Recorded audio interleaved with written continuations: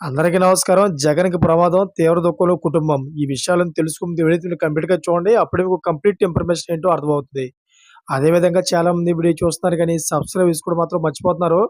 దయచేసి సబ్స్క్రైబ్ చేసుకోండి. సబ్స్క్రైబ్ చేసుకోవడం వల్ల నేను చేసే ప్రతి ఒక్క అప్డేట్ మీరు ముందుగానే పొందగలుగుతారు. అదే విధంగా చాలామంది లైక్ చేయడం మర్చిపోతున్నారు. దయచేసి లైక్ చేయండి. లైక్ చేయడం వల్ల ఈ ఇన్ఫర్మేషన్ మనం చాలా మందికి రీచ్ అయ్యేవాళ్ళం అవుతాం. ఇంక లేట్ చేయకుండా వీడియోకి వెళ్ళిపోదాం. ఫ్రెండ్స్, కలిసి ఉంటే కలదు సుఖం అని కూటమిలోని 3 ప్రధాన పార్టీలు ఆలోచనలు చేస్తున్నాయి.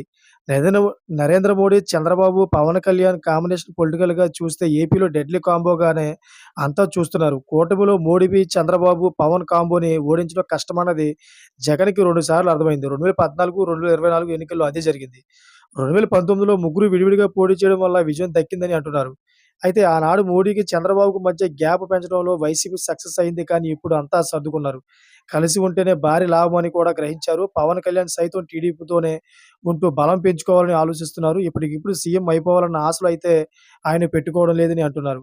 ఏపీలో మరో టెర్మ్ కూడా అధికారం కోసం బీజేపీ చూడడం లేదు. బీజేపీ ఆలోచనలు అన్నీ తెలంగాణ మీదనే ఉన్నాయని అంటున్నారు. ఓటర్లు వైసీపీ వైపు టర్న్ తీసుకోవాలి అంటే టీడీపీ కూటమి పట్ల తీవ్ర స్థాయిలో వ్యతిరేకత రావాల్సిందే అని అంటున్నారు. మరి అది అలా ఎలా కాదు, ఏకంగా సునామీ రేంజ్‌లో రావాలి. అటువంటి పరిస్థితి ఉంటేనే తప్ప జగన్‌కి ఛాన్స్ రాదని కూడా అంటున్నారు. మరి అంత తేలిగ్గా కూటమి జగన్‌కి ఛాన్స్ ఇస్తుందా అన్నది చూడాలి. అంటే అన్నేసి తప్పులు చేసే విధంగా పాలన చేస్తుందా అనేదే చర్చ. చంద్రబాబు వైఖరి చూస్తే ఆయన గతంలో 3 సార్లు చేసిన నాటికి ఇప్పటికి బాగానే మారిపోయారు. ఆయనలో చాలా వరకు రాజీ తత్వం కనిపిస్తోంది. ఆయన టీడీపీ ఫ్యూచర్‌ని చూస్తూ ముందుకు సాగుతున్నారు. కాబట్టి బాబు గతంలో చేసిన తప్పులు చేయరని అంటున్నారు. ఇక పవన్ అయితే వైసీపీని ఓడించడం వల్ల ద్వారా ఏపీలో ఆ పార్టీకి పునాదులలో లేకుండా చూడాలని కసి మీద ఉన్నారు. మోడీకైతే కూటమి గెలవాలన్నదే టార్గెట్ అన్నది అంటున్నారు.